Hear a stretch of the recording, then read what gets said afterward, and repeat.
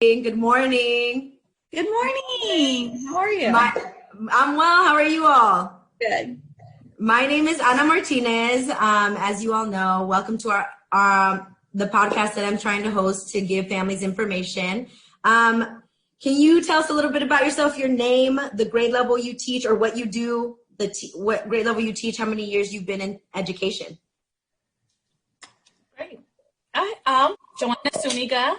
I am a fifth grade teacher in Huntington Park, and this will be my 11th year in the classroom. Nice. And my name is Lily Gonzalez, and I teach in South LA, currently teaching third grade, my favorite grade. And this will be my 10th year in the classroom. Yeah, teachers definitely have a favorite grade, don't they? Third grade is a fun year. It is. Third grade is a fun year. So if you're a parent just logging on or an educator, this is a friendly podcast. I'm Ana Martinez, an educator here in the Los Angeles area, and we are with Joanna and Lily, who are teachers in the Los Angeles area for 10, 11 plus years.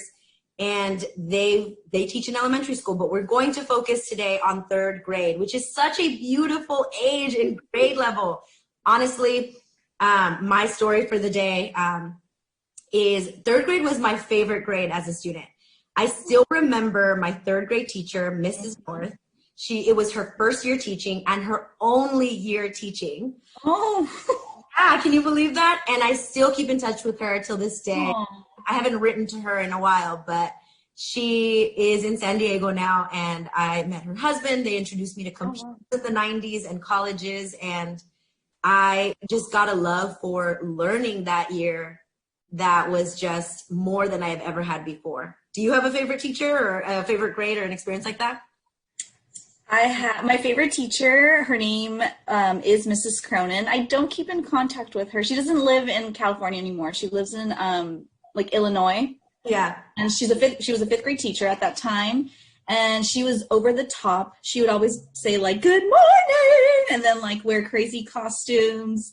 And for like all our units, for example, our American Revolution unit, she would dress up in like colonial clothing. We would create our own like ink using berries and quills, and we got to learn cursive that way. It was just so interactive that I was like, I want to be like Mrs. Cronin. So, you are definitely like Mrs. Cronin. You are so interactive, so creative. I loved being in your classroom.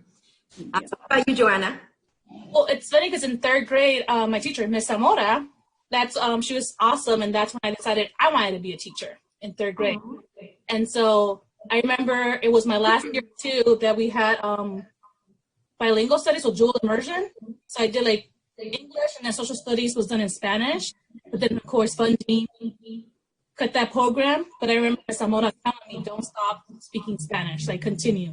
And I just I love that. And then my fifth grade teacher, Miss Parker, who still teaches at the elementary school I went to, which I live across the street from. Nice. So I still see her every once in a while. And so she's always just like, "Oh, like, how are you doing?" She's just so excited that I became an educator. And she was just really great. I think she was the one who, in fifth grade, I lost my grandma, and it was the first time I've ever experienced loss. So I had no idea how to feel. And she was the one who pulled me aside and talked to me and told me it was okay to cry, it was okay to feel sad. And I was just, oh, like she took time, really helped me understand something personal that was happening to me. And I just really appreciate it. I love that, because that really is a great example of how teachers now big push for social emotional learning, like it's new, but in reality, teachers have been someone who teaches curriculum, who hosts emotions for kids. Like teachers are so much, and I love them. And that's an example of integrated social emotional learning. Like it's not just teaching it to you for 20 minutes, but it's saying, you're feeling something right now. Let's talk about it, and let's honor that. We're hoping to give you a few resources and nuggets today from two amazing teachers. Let's start off with third grade. So if you have a child in third grade, your age range is about 8 to 9 years old. 8 to 9 years old, right? So what's happening? What are some of the biggest things that a parent should know developmentally? Like what's happening from an 8 and 9-year-old when they're leaving second grade, going to third grade? What are some of the things that you do in the beginning of the year because you know this is easing them into that third grade year, because everybody's like, third grade's so much fun. And there's a reason it's fun, right? They're like growing up in this like way. They're starting to get, you can always see a kid's personality from like babies, but this is the age where they become a little bit more independent. Is that right? And I was literally going to say, you see a transition in more like independence and more of their personality come out in the sense of like, they're very aware of what they like and they don't like. Right. But there's also like new challenges in third grade that weren't there before that they're like excited to try out. For example, multiplication. Everybody wants to know math facts and they're like, ooh, I'm going to know my sevens and my this and my twos and threes. And then state testing starts in third grade. So like this, you know, they see themselves as like, oh my goodness, I'm doing something that the big kids are doing. So that like ownership of their, you know, of what they're learning. And then reading for a lot of kids ends up being one of their least favorite subject, because now they're reading to learn. And for those students who are struggling to read, now they have to juggle like, oh my gosh, this, you know, I have to do like deep comprehension and be able to decode and read fluently. And that's where it becomes like that shift. Like I do notice a dip in engagement as far as reading. But then let's do this. Reading can be fun. And I think, I'm sorry, but like Lily, correct me if I'm wrong, but like more, you started introducing more like the informational text too, right? Correct. Yep. So for those folks that don't know, teachers are trained into knowing different types of reading, right? So one is fiction, which is what we introduce a lot of from kindergarten, but there's a certain ratio. We won't go into it today, but as you get into third grade, the ratio of nonfiction starts to increase. So like no more just fiction books with stories and great storylines, but now you start introducing more nonfiction. And so then kids start learning about their world through reading as well, right? So I think a common misconception, though, is when kids get to third grade and they still have trouble with, and for those parents and we're going to go over this in the second and first grade and kinder, there is fluency. What are the other components of reading that you learn K through 2? There's fluency, like the speed at which you read, right? What else? Decoding. Like pause, expression. They do, I mean, some comprehension, like who's the character? What? Like surface level comprehension, right? And so I think when kids come to third grade and they're still missing some of those decoding skills or fluency skills, there's a common misconceptions where parents continue wanting, or people continue wanting to give them kind of that remediation. Like, let's learn what this letter sounds like, or these two letters together sound like, you know, BR, burr, you know, when in reality that's important. And because they're in third grade, they are able to comprehend higher topics, right? And they can start laughing at your jokes or laughing at the jokes in the book. And yes, you start to see like by the end of third grade, you definitely see like how they're going to be as fourth graders. Like they're not that they're sassier, like here, and they definitely are fine sometimes saying like, no, I don't like that, or no, I won't do that. Yeah. That's when their personality starts coming out. Yes. Which is great. Sure. Like Joanna sees it more in fifth, right? Yeah, like they start advocating for themselves, or they're like, oh, I'd rather do it this way than that way. And it's like, awesome. Whatever, you know, works best for you. So it's really great, like, you know, yeah. And like you said, Anna, like they start getting your jokes. Like that's like the best thing. Right. Something, and you have, you know, a handful of them laugh and you're like, yes. Yeah. So for reading, what advice would you give a parent who it's fall, they just started, right? And I know that all parents, they're doing a great job and they really want to do this well. And some parents have full-time jobs. But what are some things they should expect in August or September from their child that's entering third grade, right? Like, what are some things that they can start doing or they can start expecting? I think the biggest piece is having their child read every day. I know we push for that often, and it doesn't happen a lot in the sense of sometimes I know parents are like, well, I don't know how to get my kid to start reading a book at home. Because, you know, when you have books competing against like video games and television, like it's tough. to engage them. But just pushing for like, let's all sit down and read together if we can. If the parent can't sit and read with them, like just making sure that the student is or the child is. I know when I was growing up, like my parents would always tell me like, read. They couldn't sit down to read with me, but I knowing that they were kind of keeping me accountable because my mom was like cooking and she would like kind of be in and out of like, whatever I was reading, held me accountable. I think I do see a misconception in the sense that sometimes I tell parents like I want them to read and they think that chapter books means a lot of reading. It's okay to read picture books that have like, third grade level vocabulary. Just because the book is thicker and longer doesn't mean that it's going to be a lot of reading. I don't know if I'm making sense, but like sometimes kids are struggling to read and automatically they want to give them like the bigger book, and that's where the kid like ends up being frustrated. Right. Well, we can come back. We can do another episode on how to pick the right book for your kids. Yes. Because I think what you just brought up a good point. They go from reading like these like more, younger level books to like chapter books, right? Mm-hmm. And that's like attached to reading level. But in reality, it's really about the vocabulary and the concepts in the book that make it a more grade level appropriate book.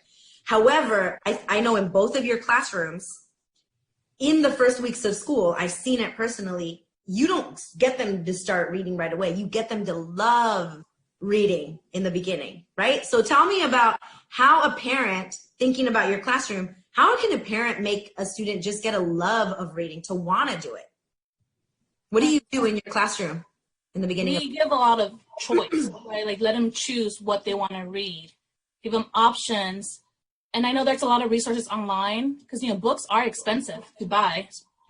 So there's a lot of resources online like Get Epic that most kids hopefully have access to, where they could have a variety of books.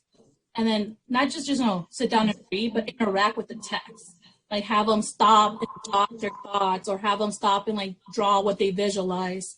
I think a lot, because in my family personally, I have nieces and nephews. So they always come to me, my cousins are like, my kid won't read, or my kid reads, but he doesn't read as fast as he used to. And then like, it's not about the speed as much per se. Like it's about like, is he interacting with the book? Is he understanding what he's reading? And so it's like we need to make sure that we give students that opportunity to stop and really think about what they're reading.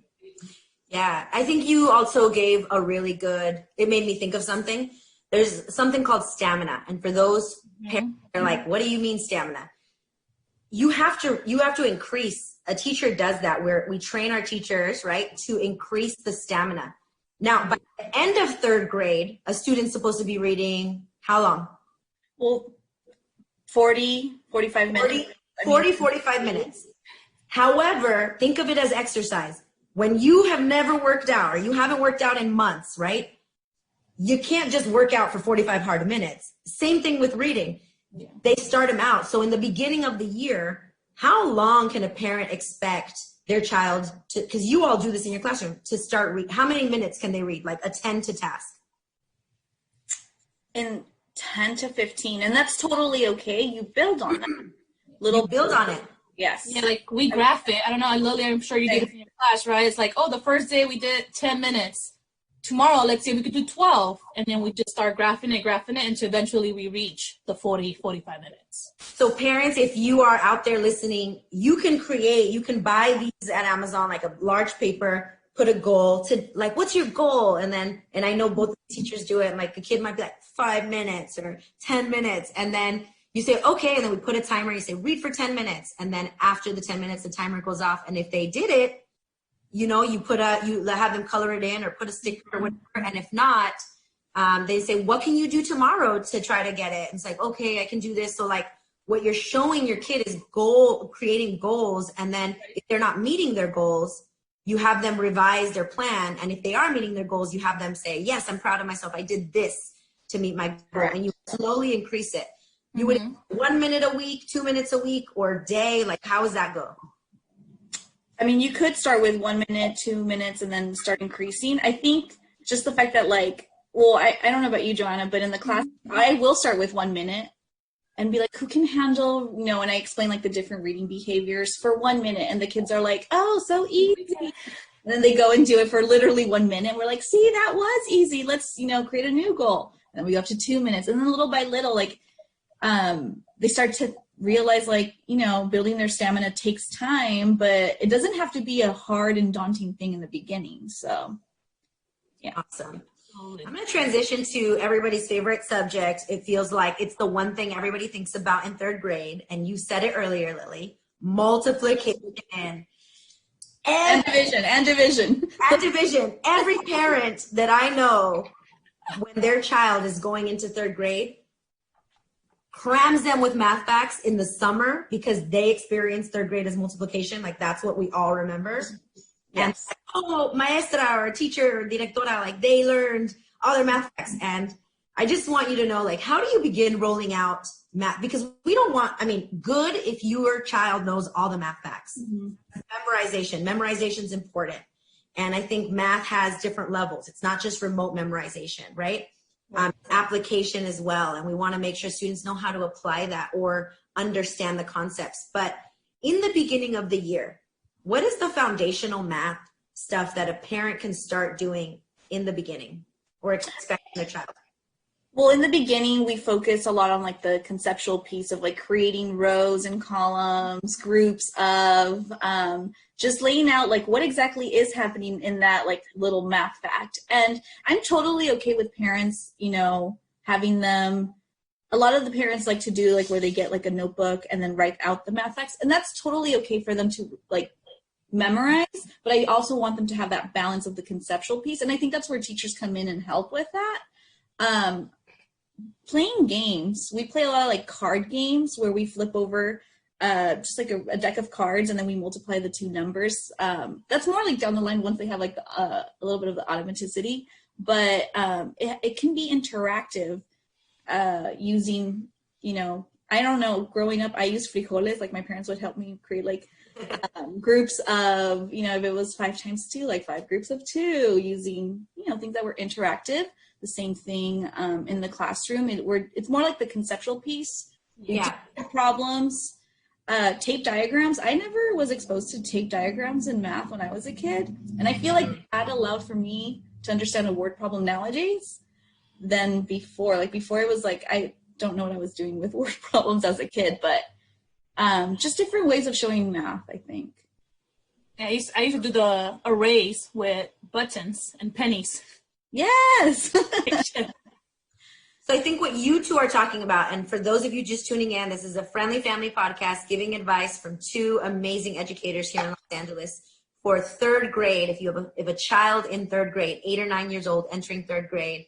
And so they just said 2 different things, because if you're like me and you went through school, you only learn the math facts, right? Mm-hmm. And I think they just talked about 3 different things. They talked about a tape diagram, an array, and a word problem.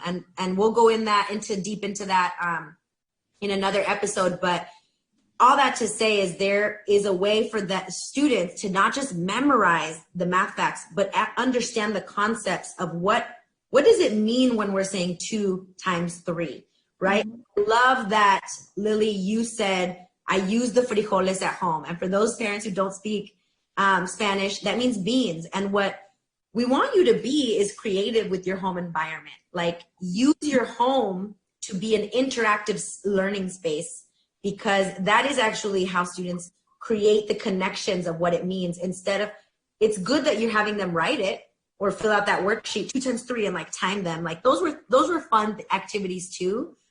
But I think, how else can they use their home for some of the math information and math concepts that they learn in third grade? I mean, we do get into fractions. There's so much you can do with food and fractions, things in the home. Just thinking, I don't know, John, if you want to help me out. I'm just like trying to think. What? Yeah, even like grocery shopping. Yeah. Doing buying some items. Like, can you estimate how much money I'm going to need? You kind of rounding. What change might be. I think the biggest piece though that I do want parents to take away from is a lot of the parents will tell me that they they try to teach their kids the way that they were taught, and that this child always says like, well, that's the wrong way. That's not how my teacher taught me. And I want students to, take away that there are different ways to get the answer to a math problem. It's okay if it's not the same way I taught them, that they should be open to like the different methods. So I don't want to discourage parents from still trying like their way, but also being open to like new ways too. Absolutely. I love that. If you're a student listening, the way your parent teaches you is actually the right way, because there's many, many ways to learn something. That's such a great form of advice there, Lily. Thank you. And I think it's, you know, because growing up, like, and I don't know about you guys, but like I always had this mentality, like, oh, there's reading, writing, multiple ways to arrive to an answer or get an answer. Math, there's only one way. Yeah, there's not. Yeah, right. And that's why we have to like step away from that, because there isn't. There's multiple ways to get to an answer. Right. Yeah.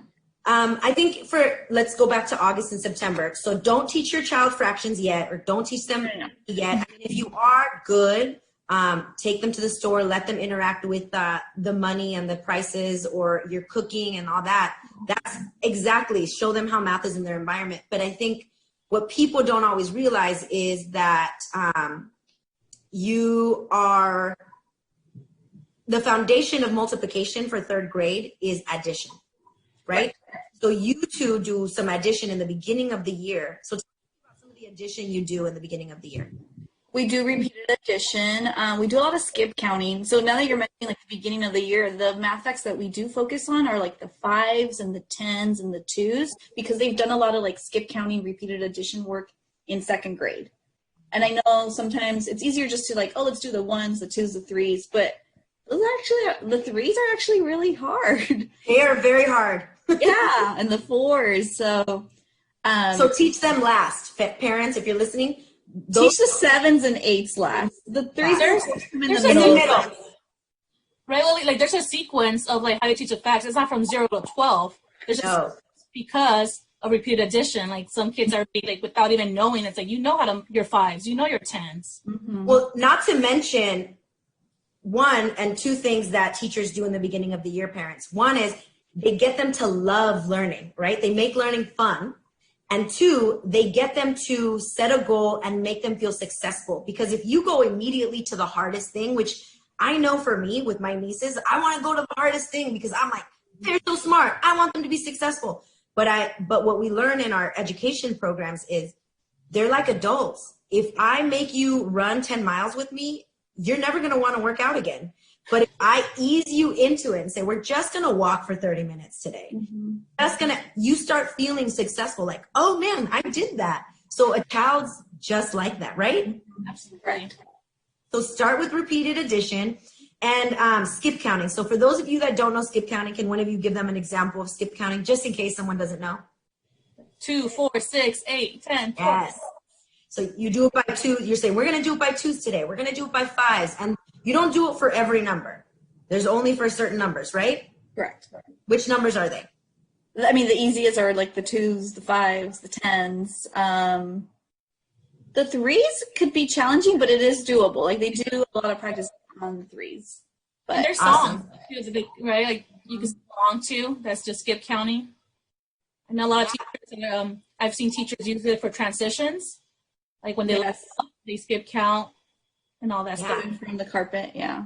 And usually what we tell kids too is like, practice this at recess with your friends, or we tell our campus aides or who are outside with the kids to use this number. I remember the PE teacher, I would say, can you embed this into your program with the third graders or second graders? And he would do that. So one, when students start doing some type of physical movement and they're singing it or whatever, they don't even realize they're learning. So parents, if you're at home, make it fun. Go on your walk together. Like learning doesn't have to be boring for you either. And if it's boring for you as the parent, this is what if it's boring for you as the parent, that means it's most likely boring for them, right? Yep, exactly. And they are your seed. They are your child. So if you find it boring, then for sure, I mean, your kids like you. It's an extension of you, right? Exactly.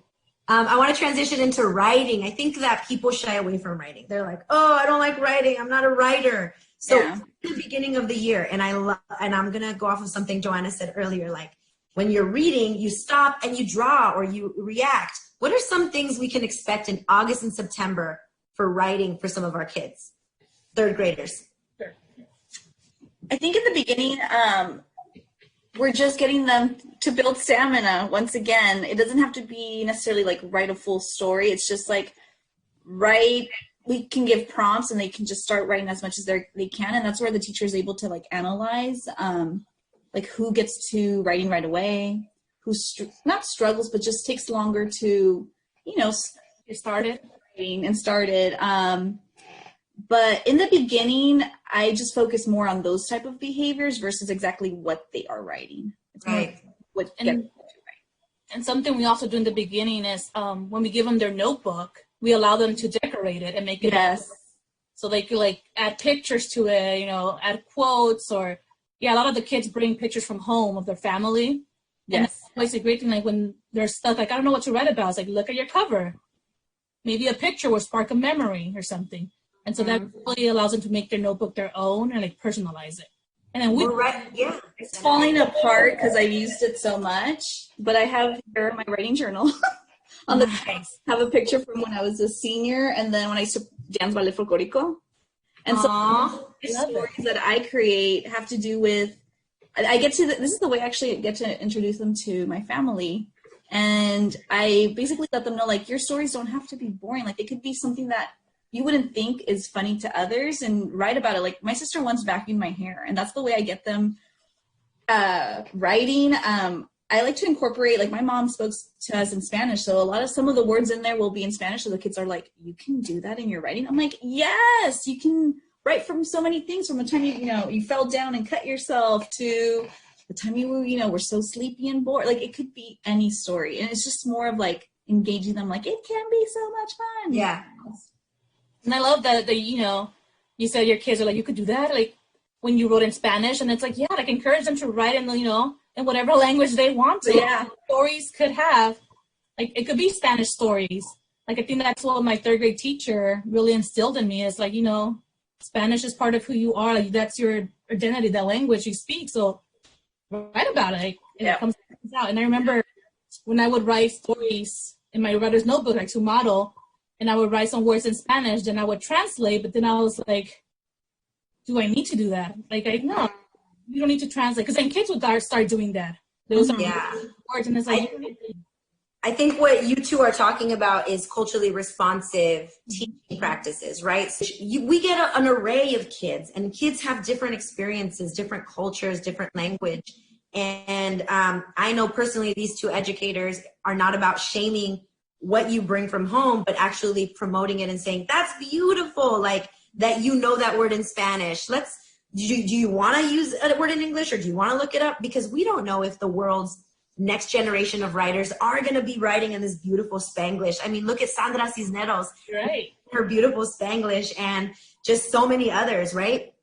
So we do try to affirm our students and their culture and what they bring from home. So if you are at home, you're like, why are you writing at that? And like, no, let your child write, because also kind of like math and reading, you're building up their stamina in writing. And writing is where you see their personality the most. Yeah. You see where they write, you see their perspective of what they look at. Like, y'all were at a family barbecue, you're like, oh, write about your tío's barbecue last night, or your auntie's barbecue yesterday.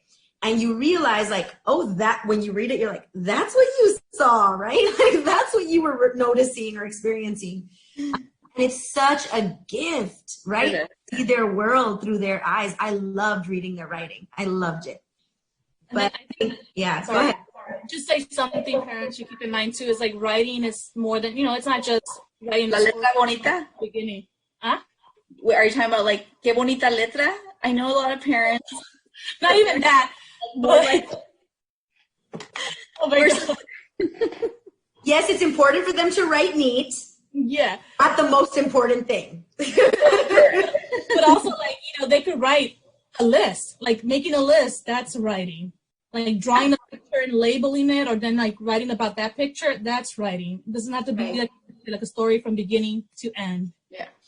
And just in case you're wondering, we're talking about writing just as a writer, like your thoughts, your connections to the world, what you're processing, because that is what's going to create and increase their comprehension, right? Mm-hmm. Have you ever just like read a paragraph and like, what did I just read? Like, you read like an entire page and you're like, I have no idea what I just read. So the writing actually helps the student think about their thoughts. That's the cognition.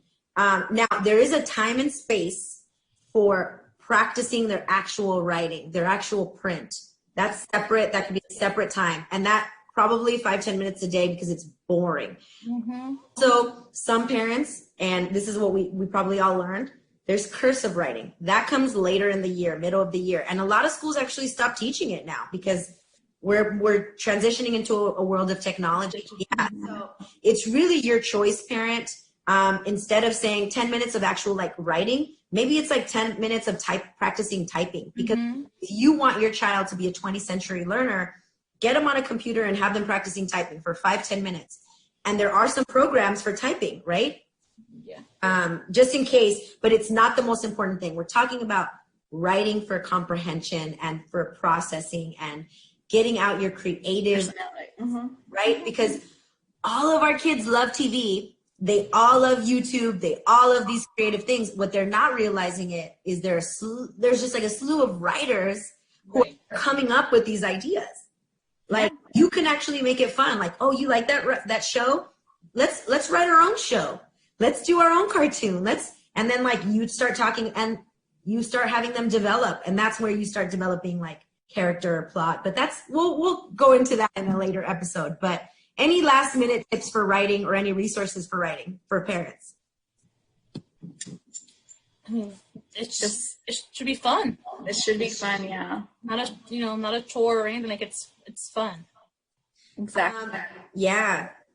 Well, let me transition into something that a lot of schools have been doing. Right now, I want to talk about something that's very dear and near to me, which is social emotional learning. What is social emotional learning? How would you explain that to a parent? I mean, social emotional learning is just how we begin to understand, recognize and name like our emotions.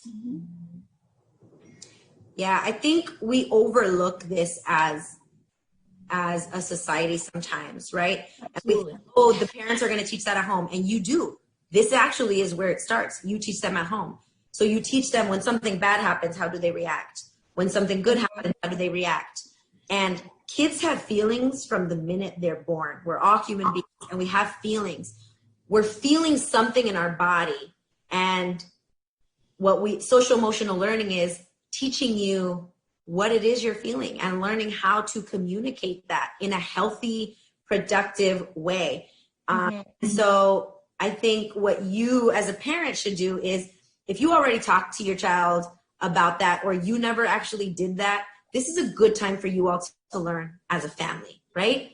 Instead of saying, oh, this is how we were, like toughen up or just take it. And I think this is really important, because what we're doing is we're producing adults that will have empathy, that will be caring and kind and respectful to other people. And right now, I think in the world of just so much going on with the pandemic and so much going on with quarantine and families losing their jobs, you think your 8 or 9-year-old doesn't know what's going on.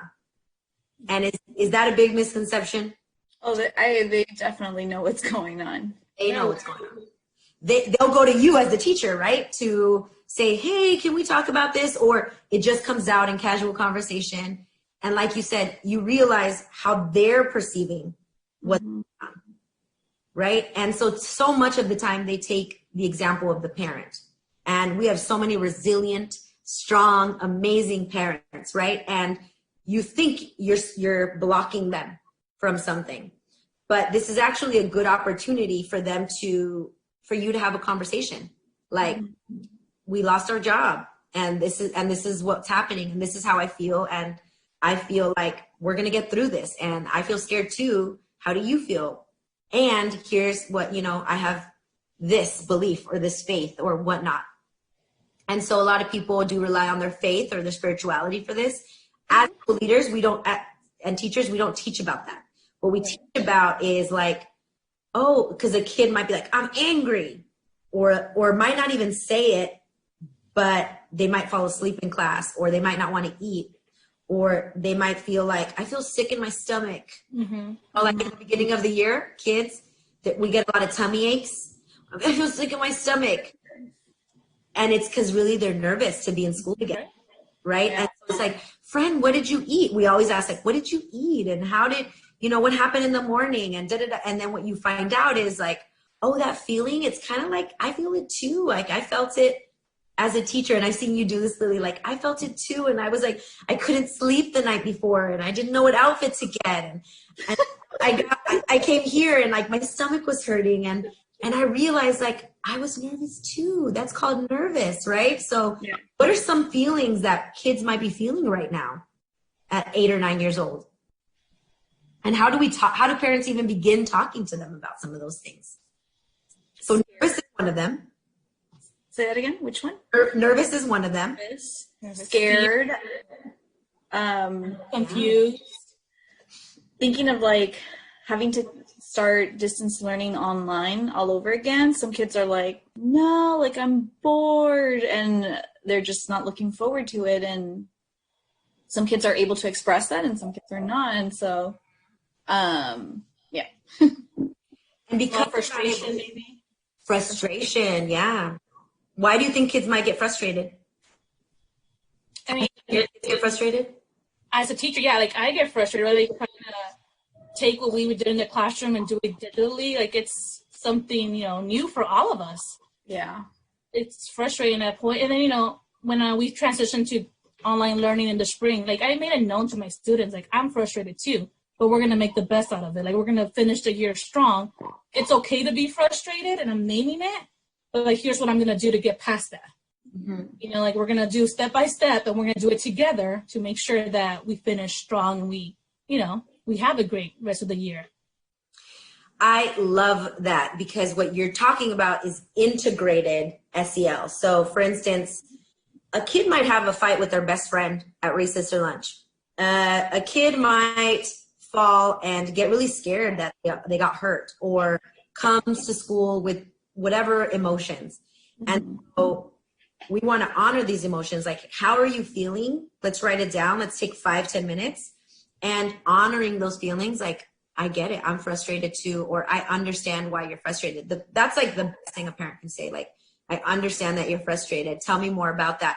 Maybe spend 2 minutes and say, okay, and we're still going to get our writing done. I know you find it boring and you wish you could see your best friends and you miss your teacher.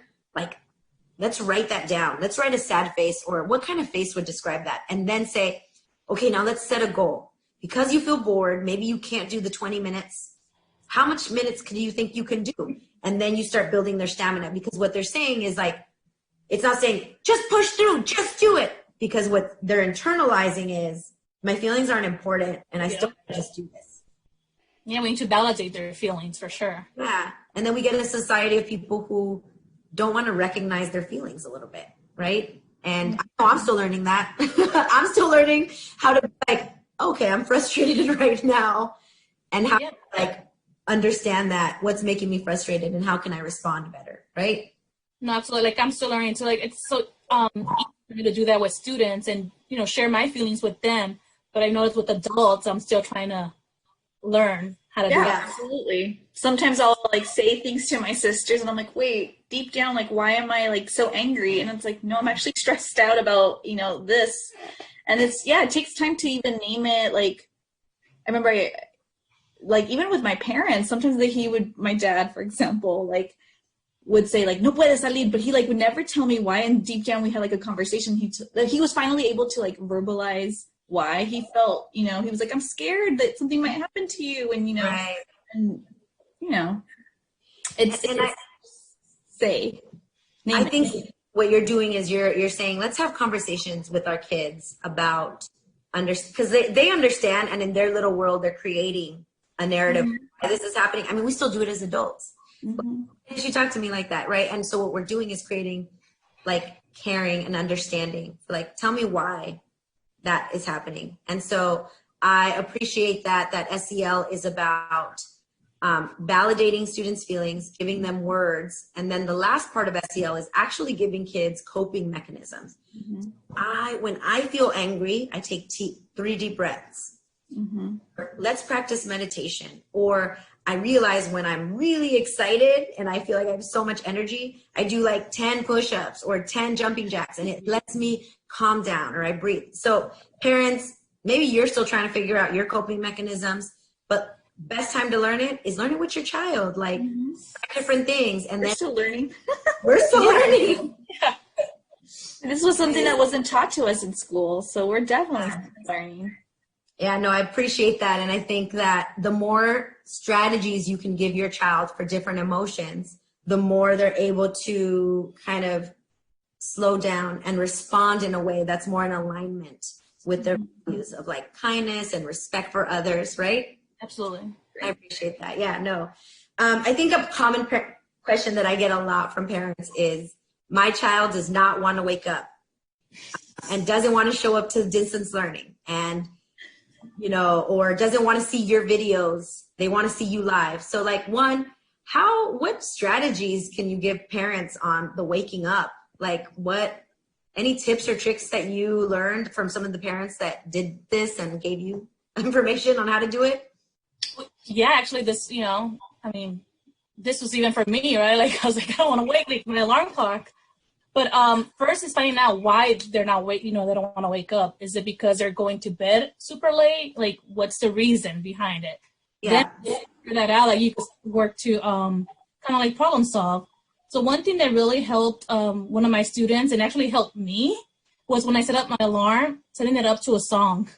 Like instead of beep, beep, beep, it was like a song that I really like. So every time it goes off, I'm just like, oh, okay, like, you know, singing along. And so that really helped a particular student of mine, and it helped me. Yeah. With me, like, I had go ahead. No, go ahead. Go, Lily, go ahead.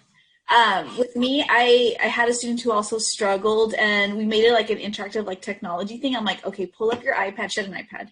And so I taught her how to like set an alarm, and she became like a little pro at the end of like, oh, I need to set an alarm for like this meeting and this meeting. And then she had like that ownership. And yeah, I think it helped. I also, going back to the one that like the teacher wants to see you, or they want to see the teacher live, I've made myself very available, especially at the beginning, because none of us knew what was happening. Like, we were in distance learning, we never done this before. So I made myself available to, if that child really needed to check in with me and see me, then we would set up like a Zoom meeting. And it's okay. And I'm happy that the parent reached out to me saying like, here's how my child is feeling. We can work together. I'm approachable, talk to me, and that way I'm aware of what's happening. And I'll try my best to think of something to help with. Absolutely. And I also, one thing I did to kind of help a lot of the kids with that, I recorded my morning messages. So like every morning they had, like, instead of just, because I began with just writing out like a letter, but then I was like, no, they wanted to see me. It's going to be a great day. Like, I miss you. I love you. Let's do this. It really helped. I love that. Be creative with your wake up routine. But I think the most important thing I'm hearing is they need a routine. Kids need that. There's safety in routine for kids. And that's why the day looks exactly the same in a teacher's classroom for a kid. Math is at this time, reading is at this time, lunch is at this time. Like, there is something that happens to your brain, especially if you've experienced trauma, that a routine creates safety for you, right? And so parents, I know you're busy, and if you have to work from home or you have to leave, create a schedule with your child that they feel comfortable in, some type of routine. And I think, let's talk about schedules. I think a lot of parents, I know my friends reached out to me, my sisters, things like that, people like that. What is the appropriate schedule for a third grade student? One, I heard Lily say, reach out to your teacher. They're approachable. And if for some reason, just so you all know, educators are going through this too, right? So there's a lot of stress and a lot of like anxiety that they're going through, right? And their own families that they have to take care of. So please be patient with our educators. They are working hard. They work hard. They have big hearts. And what are some schedules that we can give families for, like, or at least let's talk about the schedules that you might give a family in August or September, because I think schedules kind of change too as the year goes on. So like August, September, what's the schedule look like? Well, now we have synchronous minutes. I think tying it to like what times they have to log on for the live session. I think kids don't want to go to sleep at like 7 or at night, 7 p.m. So like 9, I think compromising with the child, like having them have that ownership of like, I choose 9:30. Okay, let's think about like, okay, 9:30. And then from there, thinking would be an appropriate time for them to wake up. I think it has to do in third grade, like they want to be independent. They want to have that ownership of like, I'm choosing the time. Yeah. And I think technology has a lot to do with like them staying late. So maybe having a compromise on this is the amount of time you're going to play before bedtime. But like once bedtime hits, like I need to have that device, because what ends up happening is a lot of the times kids will log back in and then they end up staying up till like 2 a.m. And we don't want the students to be sleepy and tired. And we know it, like technology is engaging, I think, is as long as it's, embedded throughout the day and it's not, till like 2 a.m. But for sure, having the child create that schedule or having that ownership of like creating the schedule with. Yeah. Just like, have them create together with the child, make it consistent, but also adaptable. It needs to be like, if you need to change it, be open to that too. And like Lily said, there's certain components like the synchronous teaching time, like the minutes that the kid's gonna have to log on. But for the asynchronous, like let them choose what subject they want to do first. Like they want to do math first, and okay, in your schedule you're gonna do math first, then you're gonna do writing, then reading. Like let them have that choice and autonomy. I think they're gonna appreciate that for sure. And they're more prone to follow a schedule that they help create. Right. Looking at my schedule, my first synchronous block is at 8:30, and it has to do with reading. So in my head, I'm also thinking like, what can I do to make it like engaging so early in the morning? Because for yourself too. Yeah, for me too. I'm gonna make it like, hey, good morning. So I know I'm gonna be like, if I set myself up, I'm gonna be asleep too. So just being mindful of that. And I know I'm gonna do a lot of learning in those first few weeks when they're logging in or not logging in. And that's up to me to like take what I see and like change it up and make it, even more engaging. You could have a little breakfast with them. Like from 8 to 8:40, we're having breakfast together. Bring breakfast together. How cute. We can share routines with each other. Like, hey, Johnny, what are you doing to wake up? Oh, I see, brushing teeth, doing this. Yeah. What if both parents work? We both work and we're both taking turns with this kid. And like, how do I get them to do or get online or I can't monitor them, like what tips or tricks or resources can you give those kind of parents or advice? It's tough. It is tough. It's tough.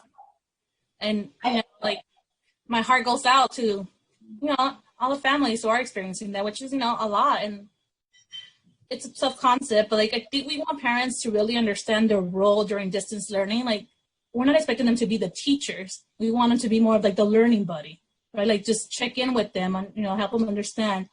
And I know I had a lot of working parents.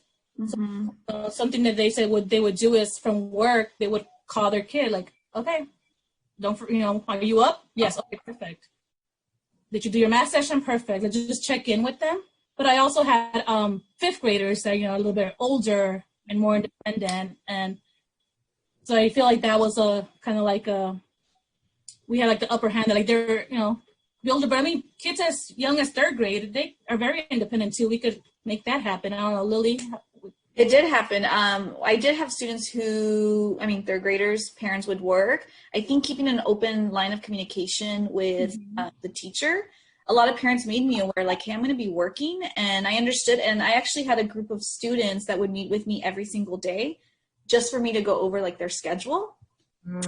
Parents that I knew of parents that I knew that couldn't do that for them. So I would give them, like, the expectations for the day, break it down for them. And then, but I wasn't able to do that without me being able to text the parent, like, hey, I need, Johnny to get on Zoom right now, because I've noticed he hasn't started the work. So it was more like on my end, checking to see if he was logging in. And just the fact that parent was like, I'll let them know. Like they couldn't say like, let me help them, but I'll let them know. That helped me tons. And then they would log on and I would take those matters into my own hands of like, oh, Johnny, let me walk you through this. Right. So more communication with the parents help. But also I know this about you, Lily and Joanna, you try to like, you're super empathetic with the family. So like if a family is going through something, you've built enough trust for them to tell you, right? Hey, this is what's happening. And then so you try to work around it or say, okay, let's figure out something else. So I love that about you. You've always been that way, both of you. And I love the idea of a learning buddy. The parent is not the teacher. You're more of a learning buddy. So we always, every year, tell parents, like, show interest in your child's schooling, not just like in their accomplishments, like, oh, you got an A or you got 100%, but in interest in their learning. Like, what did you learn in math today? Or how did it go? And so if they're like, it's boring, or actually it was kind of fun, I got to see all my friends, or this student was acting up and it was kind of funny, like have a conversation, check in, because that way it starts building rapport, and it starts saying like, I'm interested that you're doing that. And I love that, the learning buddy and the check-ins. That's such a great advice. So we're going to close the show. And I think something that parents ask me is, what resources can I give them, or what online things can I put them on? Because like the school doesn't last that long. It only lasts like 20 minutes here or 30 minutes here. Like, is there any outside resources that you recommended to your parents, or any type of activities that you recommended? Since the majority of them had access to technology, I would mainly give them like websites to go to.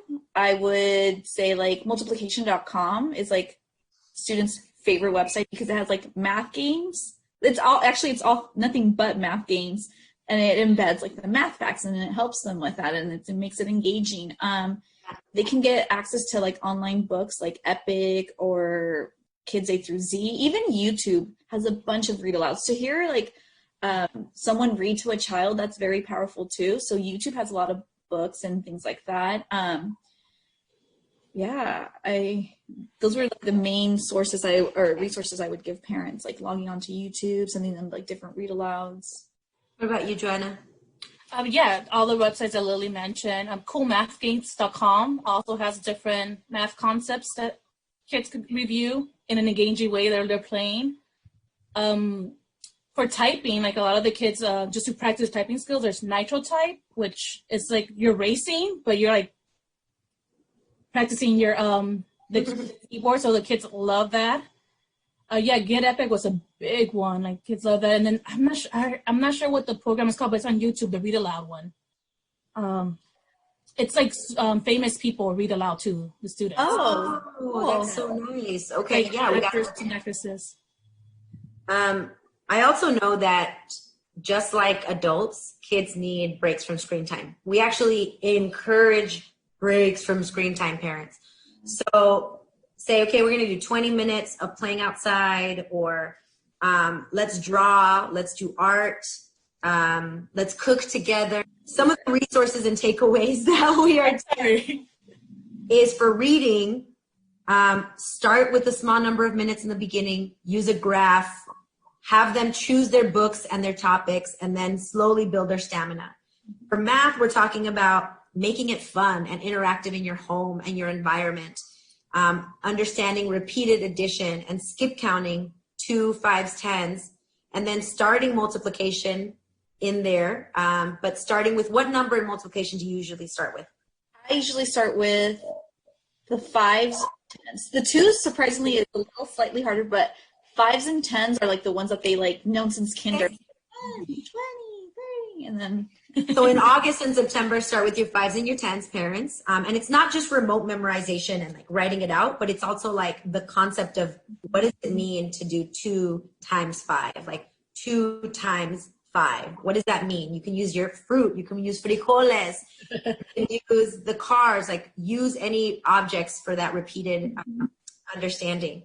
And then writing, we're asking everybody to use writing. So creating a writing notebook, making it interactive, letting them start writing short paragraphs or short sentences about their days or their experiences, right?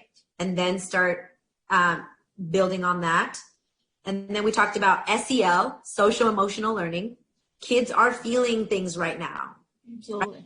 Seeing everything that's happening. And so talking about those feelings, asking them how they feel, and then still making a plan to get through their reading, writing, or math, and then giving them words for their feelings. So like the only words are not just mad or sad. It's like, I feel frustrated, or I feel this. And that actually helps their writing, right? Yeah. Character traits. I'm thinking of like, describe that character. Describe right. Like, there's a mood meter online that parents could use that give a variety of emotions aside from just sad, happy, or mad. I love that. No, I appreciate that. And then parents, if you want them to practice their actual writing, practice that. If not, we're in a world of the 20th century where typing is something that is a needed skill now in the world. So maybe that's something you want to put your child on. Give your child plenty of breaks in August and September. Our teachers give more breaks in the beginning of the year than they do in the end of the year. So beginning of the year, give them more breaks, build their stamina, have a timer. We're just going to do it for 10 minutes, and then tomorrow 11 minutes. And that way you're also building that. And if you don't have time, tell them to do it. I mean, a third grader becomes pretty independent. Yes. Any other tips or takeaways? YouTube also has a lot of like energizers. Like I know we use Go Noodle. Noodle's also on YouTube, so it's free. Meditation, they have like little like meditating YouTube videos too. Like YouTube, it's endless. There's so many things out there. Right. Anything else from you, Joanna? I would just, let parents know, have some grace with yourselves. Like, we're all doing the best we can, in these circumstances. So, yeah, be patient. Parents, we love you. We appreciate you. Yes, we do. You do. You have an important job. Thank you for everything, and thank you for continuing to trust us. Absolutely. Child, the most precious thing in your life. You trust us with it.